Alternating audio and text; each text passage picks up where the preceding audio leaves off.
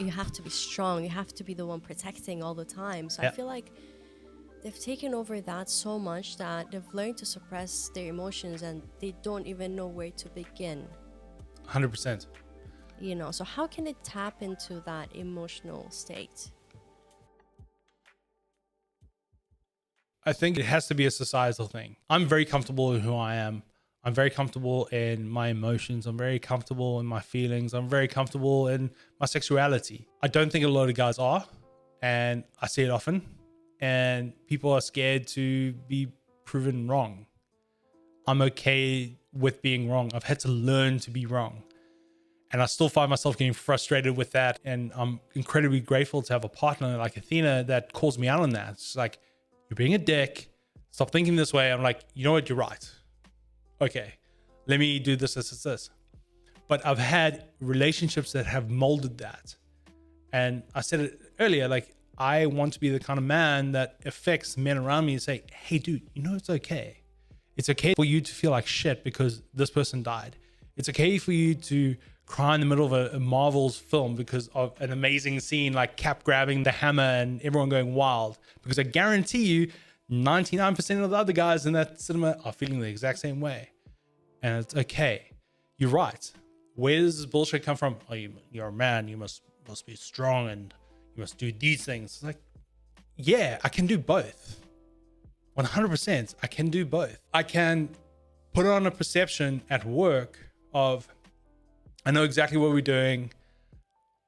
We're going to go forward. But when I get home, I'm like, hand in my head's like, man, I don't know if I can do this. But I have a partner that supports me and says, you can. What can I do to help? 9 times out of 10, there's nothing she can do. But the fact that you have that support, that system that is constantly gives you that drive, I think is really important.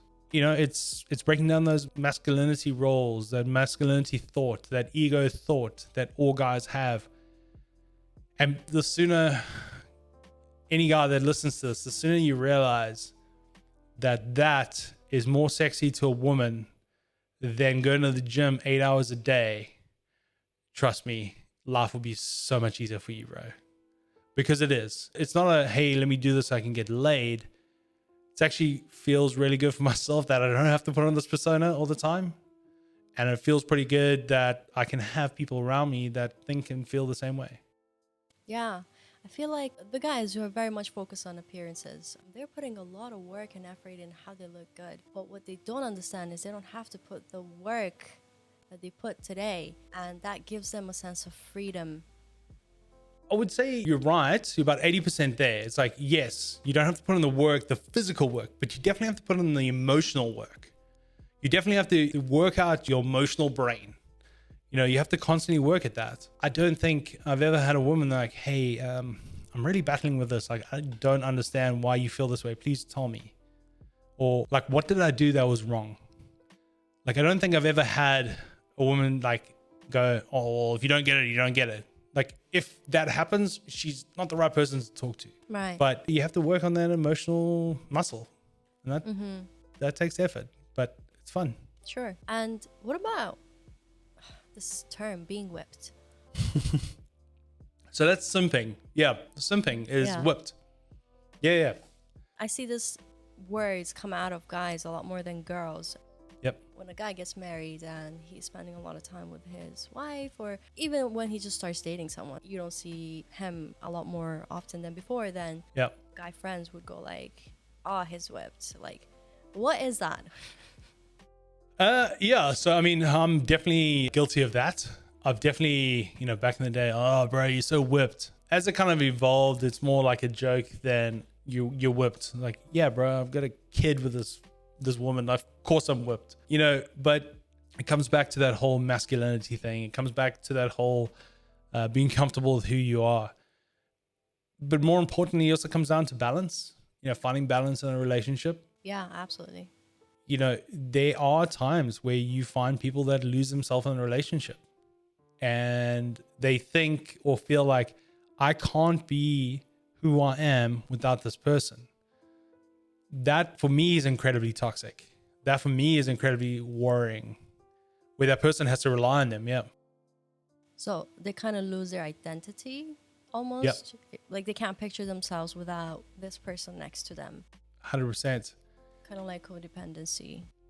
Exactly. And they become so codependent that they're so scared that if they leave the house or the apartment to go hang out with their boys and do a boys' night, that, the first thing is, oh, she's going to leave me. It's like, I got to be there every 5 seconds holding her hand, otherwise she's going to leave me. It's like, bro, if she's going to leave you over that, she wasn't really the one.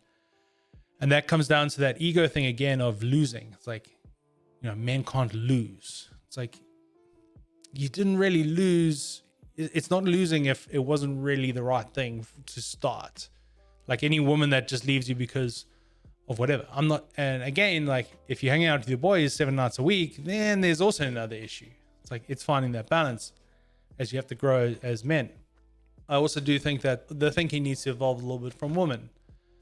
I personally, if I want to go out with my friends or a guy WhatsApps me or whatever, it's like, hey, let's go out. I'm like, cool, yeah, let me see what's going on. And I'll WhatsApp Athena straight away. I'm like, hey, listen, do you mind if I go out for drinks with XYZ? I know it's not an issue, but it's mutual respect. I'm not just saying to her, I'm doing this, stuff what you say. It's saying, hey, listen, I want you to know I would like to go out with this guy. You cool with it? And she's like, yeah. And a lot of people will say, oh, that's being whipped. It's not. It's being respectful. It's being respectful of that person's time and effort. The same way that when she wants to go out and do something with her friends, and would you not get upset with her just saying, hey, I'm going out tonight with my girls? I'm like, okay, I thought we could like hang out and watch a movie and make a nice dinner.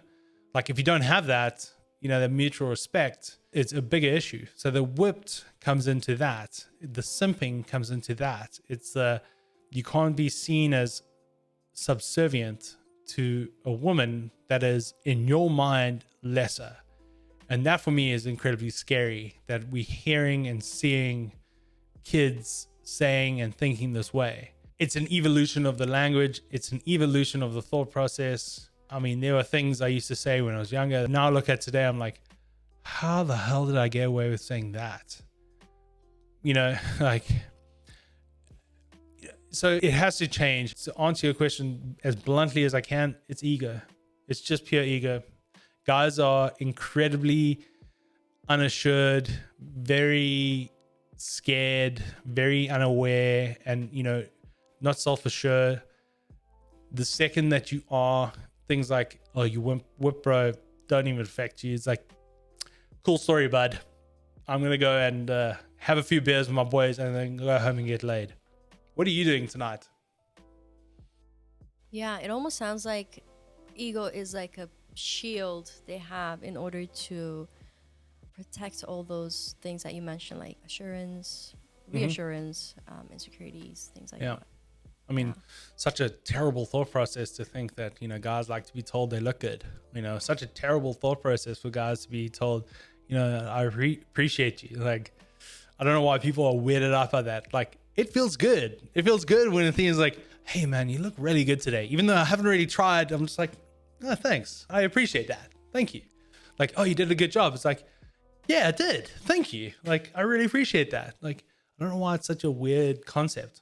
Yeah, I don't know either. I mean, being recognized, being noticed, I think anyone would appreciate that. And if you look at, let's say, a 5-year-old, you would see that in him. He would want to be recognized from the drawings he's made. If he won the race, then he would want to be applauded.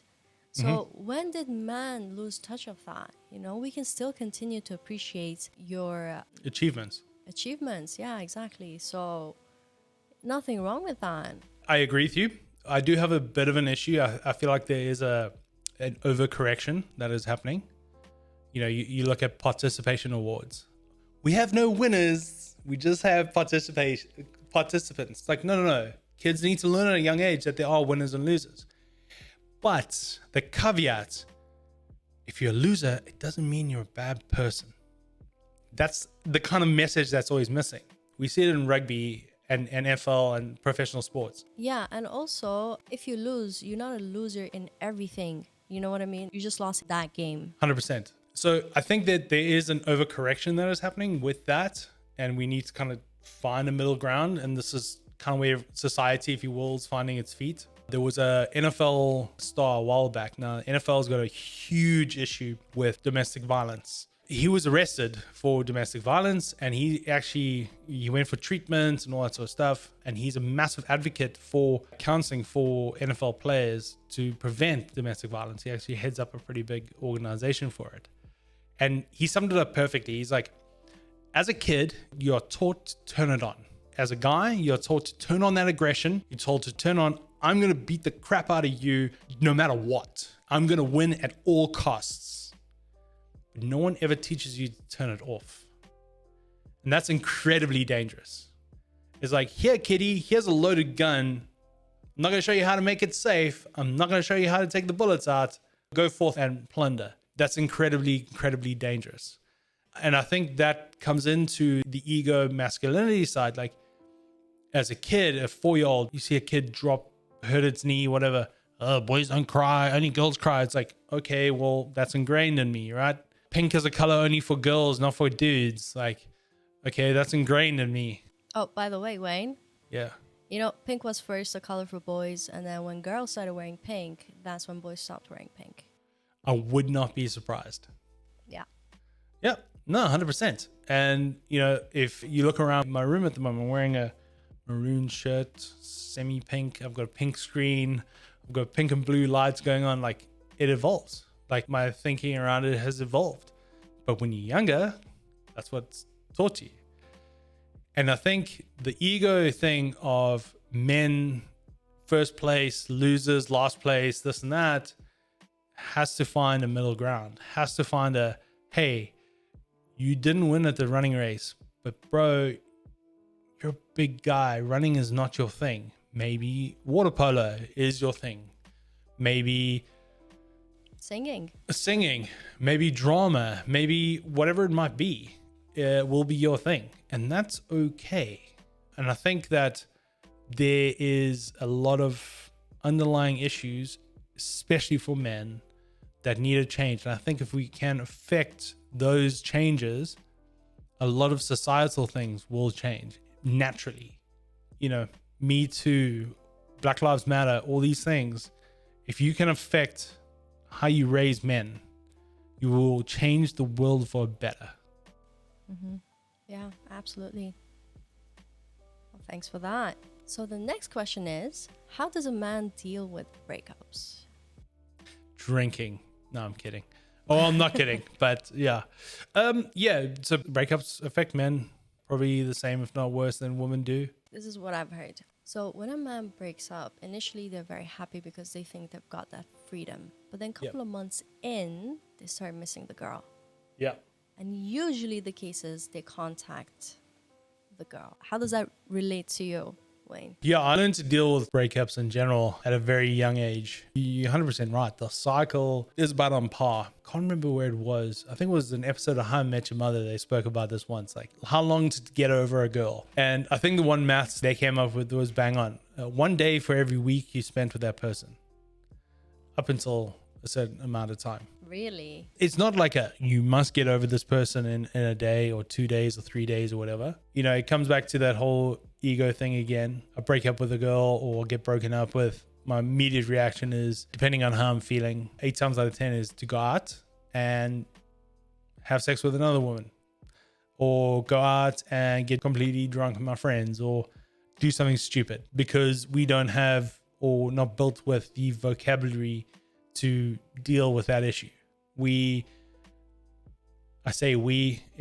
general thought process is, yeah, it sucks. Come on, boys' night out. We're going to get you drunk. You're not going to sit at home or even contemplate sitting at home and kind of dealing with those emotions. You're just going to drown yourself in drink and, just carry on. Do men talk to each other about breakups?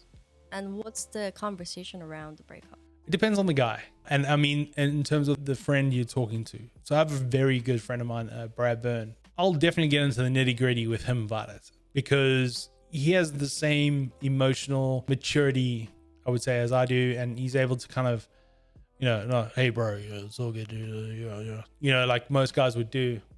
We would actually have poignant, consistent conversation and, call me out on stuff. And that's always positive. But like a lot of guys are like, yeah, no, man, it sucks. She seemed cool, or she was a this, or they were that, or it wasn't going to work, or you made a better choice, or you deserve better, or you'll hear the whole range of it all. Yeah, it really does depend on the group of guys you're with and how comfortable you feel discussing these things with them. That's incredibly critical, I actually think, more than anything else. Yeah, so the ways I've dealt with breakups, my first one was I fell into a relationship like a month later and I dated another girl. The classic rebound. I've done the just go out clubbing for 6, 7, 8 months. I don't know if you ever read a book called The Game. No, I haven't. Check it out. It's a fun read. It's about pickup artists. These guys that use techniques to pick up women and just run around, sleeping with as many women as they can. Actually a really good book. Can't remember the author's name right now, but he wrote Marilyn Manson's autobiography. Incredible book. And any woman that wants to get the inside of a 24-year-old, read that book. I promise you now, you'll pick up on so many things, so many cheesy lines. They're like, oh my gosh, that was so cheesy, but I'm kind of keen, right?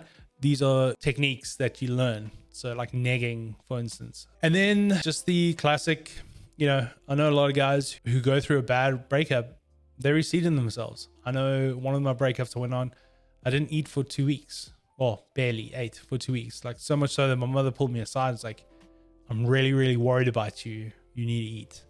A friend's pulling me aside like, hey man, like we're worried about you.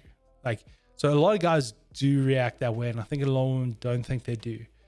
I do think that a lot of ladies think when the guy says this is how they've been acting, they're thinking, oh, you're just saying that. Like, no, guys don't sleep. They react the same way as women do. I remember one particular night, what you're talking about, went from a month or 2 months after breaking up. And it was my decision to break up, but it was after a 7-year relationship. So there was a lot kind of riding in. About 3 months in, like started talking to her again. And she's like, actually, I'm seeing someone. And I remember that night sitting in the dark in the kitchen, eating 12 red velvet cupcakes and finishing a bottle of whiskey to myself. Wow. All I needed was an episode of Sex and the City in the background and it would have had the cliche done. But that was just at the time what felt right. Obviously not it's obviously not healthy to do that, but at the time it was just what felt right to me. That's the reaction. Yeah. You kind of reacted in that way. How do you get over a breakup? How do you get over a person? I don't think you can force yourself into it. You just have to work the process. You just have to go through the steps. And what I mean by steps, like you have to live it. You have to acknowledge it and you have to kind of work through it. And every day I like to believe it gets better. Some days are worse. It's like losing someone to a death. The difference is that that person's still there, if you will, but for all intents and purposes, especially with social media, the person's still there, which I think can make it a lot harder. I definitely think social media has made breakups a lot harder. Yeah, because you can check on them whenever you want. Yeah, 100%. I go through I kind of have my like checklist: unfollow, block, unfollow, block, unfollow, block on all the social medias that I can think of. I don't want to talk to that person, and then like 3 days later, I'll start to refollow, and then I will start to like try to reach out and, oh, have I made a mistake? Is this a terrible idea? Have I messed this up? But all the reasons why you broke up were valid or seemed self-validating. So I don't think you can just force yourself into getting over a relationship. I definitely don't think jumping into another one is a great idea. I did that once with a girl that I actually really, really liked, but I carried so much baggage from the previous relationship that I just doomed it. Like it was not going to work no matter how hard I wanted to try. And the problem was I was trying too hard. And when you break up with someone, you've emotionally disconnected or tried to emotionally disconnect from someone, it's incredibly difficult. And you have to just work the process. Yeah, so I've heard this thing about how men get attached to women. It's a bit different from women getting attached to men. So How so? what I've heard is that the more time guys invest in a girl, the more they get attached. So for guys, it's an investment of their time or effort or things you've done, things you've given. Mm-hmm.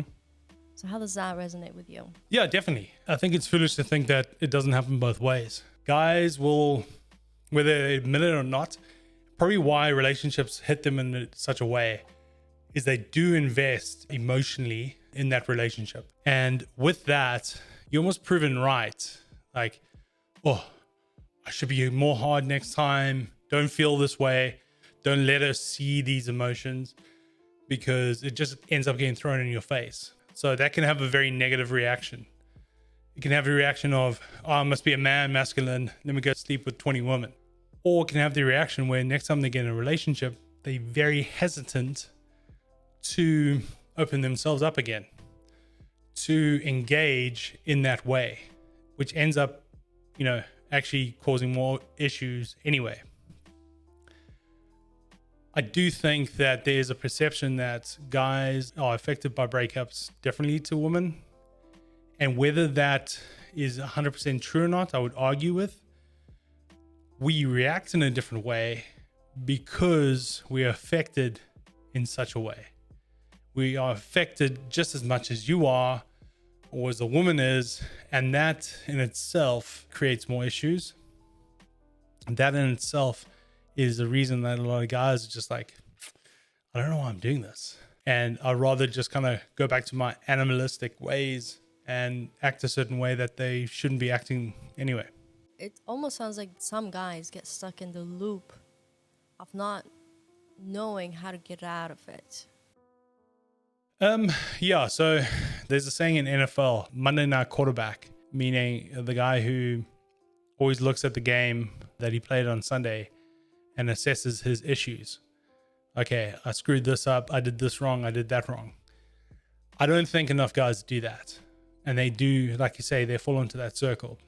They don't self-assess and say, all right, cool. Yeah, I was a dick. I didn't pay enough attention. I didn't communicate enough. I didn't do X, Y, Z enough. Therefore, the woman eventually got to a point where she just couldn't care anymore and ended up breaking up, or you ended up breaking up. And then you go into the next relationship not learning from that mistake and doing the exact same thing over and saying, oh, everything will be different this time. But if you haven't changed, how's it going to be different? Was it Einstein that said, doing the same thing over and over and over again and expecting a different result is the definition of insanity? Like, it's crazy to think that, like, I acted a certain way. I'm going to come into this relationship. I'm going to act the exact same way and expect a different result. No, bud. No, that's not how it works. I do think that there needs to be a little bit of a self-reflection, Monday night quarterback, kind of looking back and saying, hey, man, you can't do that again. Like, the way you reacted to this situation, you can't react that way. Something that I've learned is that I react to certain things in a very bad way. We all have that. Yeah, be it something that Athena says to me, be it something that work says to me or does to me, be it something that society does to me. And I react in such a way that Athena will call me out and say, I don't like it when you like that. I don't like it when you say or do that. So now I have to self-reflect and I have to say, okay, well, what is it that I'm saying or doing that is A, causing her to feel that way? B, should I actually feel this way? Because, I keep on saying, like, she says this and I mustn't feel that way. And I'll go, okay, cool, you're 100% right. That's also pretty dangerous with the wrong person, because all of a sudden the person starts to change who you are. It's like, oh, don't get so upset. It's just some weird lady. It's like, no, but actually the point she's trying to make is 100% right. And why are you making me feel bad for feeling bad about that thing she's saying? So that can be dangerous. The other night we were on the couch. We were just watching a movie, doing something, and I was getting frustrated with an app. And Athena was talking to me. She did absolutely nothing wrong. But I just felt this insatiable rage towards her. And I just said to her, babe, I can't explain this to you right now. Please don't take this the wrong way. I feel incredibly angry with you and incredibly frustrated with you. And I can't tell you why. And she just looked at me. She's like, okay, cool. What's going on? I was like, I don't know. I think I'm frustrated with this app. I'm frustrated with this. Let me just work through this. Give me 2 seconds. She's like, okay, cool. We're at that comfortable space that I can do that. And I'm also trying to grow as a human and saying, recognize that issue, recognize that fear, recognize that anger, and trace it. My natural reaction previously was to shout and scream and be irrational instead of acknowledging that fear, acknowledging that anger, and vocalizing it. And I found that that's helped me a lot as a person. I vocalize this anger. I say, babe, I'm feeling incredibly angry with you. I don't know why. You've done nothing wrong to make me feel this way. I'm just feeling like this insatiable rage. Can you just give me 2 seconds? She's like, yeah, sure. And I work through it and I acknowledge it and I move on. I think that has just been from Monday Night Quarterback, sitting back and going, that's why that relationship didn't work. That's why this business didn't work. That's why that didn't work. Because you let yourself get into these spirals and you don't deal with it. And the immediate reaction with a lot of people is like, oh, just don't feel angry. Yeah, bro. Cool story. Please tell me again how I mustn't feel angry. Like, how many times has that worked out? Like at the airport, shouting and screaming at a security officer. Oh, so just calm down. Like, that doesn't work. No, actually, it's the opposite. When someone tells you to calm down or relax, it's like, no, okay, now I'm not going to relax. Now I'm going to punch you in the mouth. Yeah, exactly. Let me own this emotion and I'm going to vocalize it to you and say, I'm feeling incredibly angry with you right now, but I have no reason to. So please know it's not personal. And that person, if they also emotionally in tune, they'll be like, okay, cool. Yeah, it's not a personal thing. Like, we all get like that. And like, it disarms me. I feel like it's healthy. I feel like it's something that is an evolution of dealing with that emotion, because like I said, I don't know what triggered it, but I'm feeling it. Now I need to own it. When I was training for the World Barista Champs, I battle with stage fright.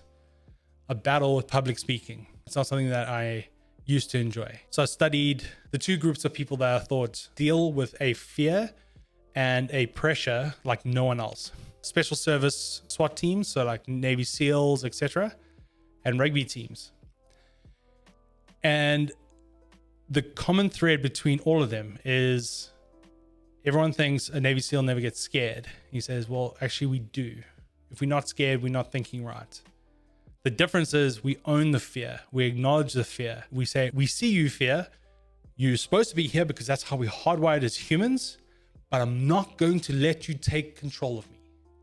I'm not going to let you own my actions because I see you and I acknowledge it. And that for me was a big turning point. I used to do a lot of yoga. I had a yoga teacher teach me the concept of the silent witness. The idea behind the silent witness is a form of meditation where you kind of step back your inner voice. There's always theory or concept within your meditation teachings. Oh, silence your mind. The problem with that is, what is the mind designed to do? The mind is designed to think. Telling the mind to silence and keep quiet is like trying to tell the heart to stop beating. Its pure purpose is to create thought. So you have to evolve that thinking of silence the mind to what they call the silent witness, where you as the being kind of step back from your thought process and you let that stream of thought flow through, and you don't even acknowledge it. You're just like, yep, think that, do this, do that. Because I would think things and be like, I'm a terrible person for thinking that. How? What the hell? And the teaching was, that's not you. You are the byproduct of your actions. Your mind and your body react in certain ways that we cannot understand. And your job is to be that silent witness, to step back from that thought process and say, mind, do your thing. But I'm not going to let it take control of me. And that scenario on the couch where I got angry is my version of the silent witness. Stepping back and saying, I acknowledge I'm feeling angry. I acknowledge you're not the reason. I don't know why I'm feeling this way. Let me just deal with this emotion and move on. That's a great example. I think a lot of guys going into new relationships, after relationships, need to have that talk with themselves. Need to have those kinds of people that kind of say to, hey, dude, yeah, things didn't go right. I'm not saying it's 100% your fault, but what did you do or not do that added to the complication of that relationship? And B, what did the other person do that you don't like? What trait, what personality, what engagement did that person have that you didn't like? And when you go into your next relationship, look out for those. If you start to see the same things, you're like, this is not a good thing for me. I think one of the biggest things that we got to learn as men is to assess what it is that did or did not work in the previous relationship, be it your actions, be it the actions of your partner. You know, what are the traits in that person that doesn't gel with you? And I think it's okay to get 3 or 4 months into it, because let's be honest, it takes about 2 months or so for you to kind of relax in a relationship where you actually see what that person is like constantly. You know, Athena and I was that probably came a little bit sooner. I think we lived together from day one.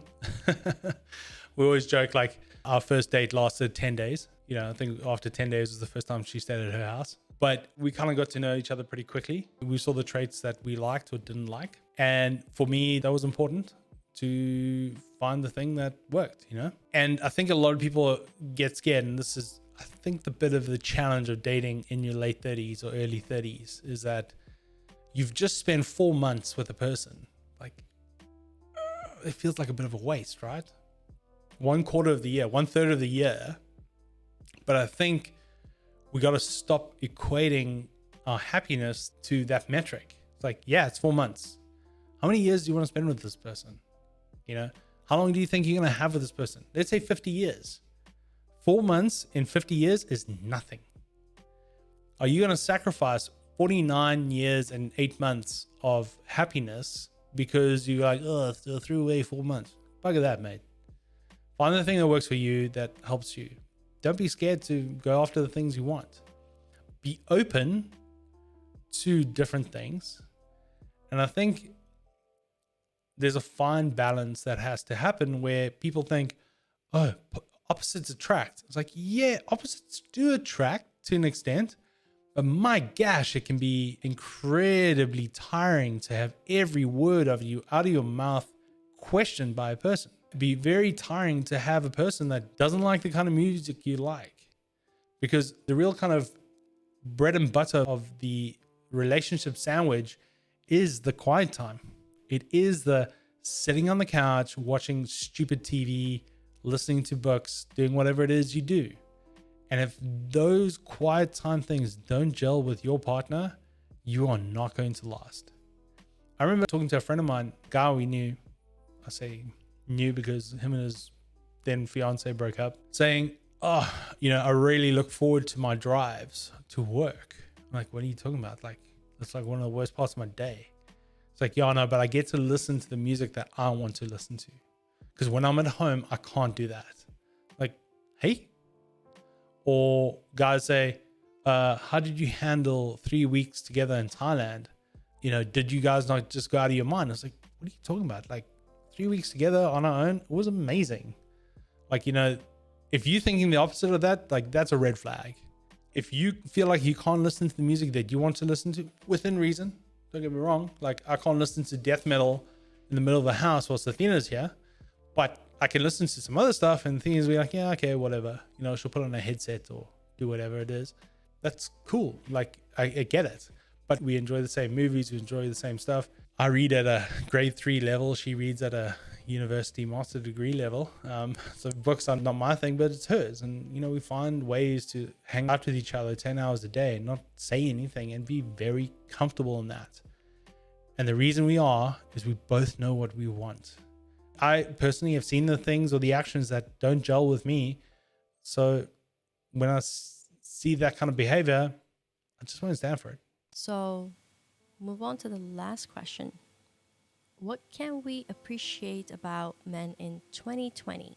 I think what you can appreciate about men in 2020 is the movement that is happening around women equality, around Me Too, around Black Lives Matter.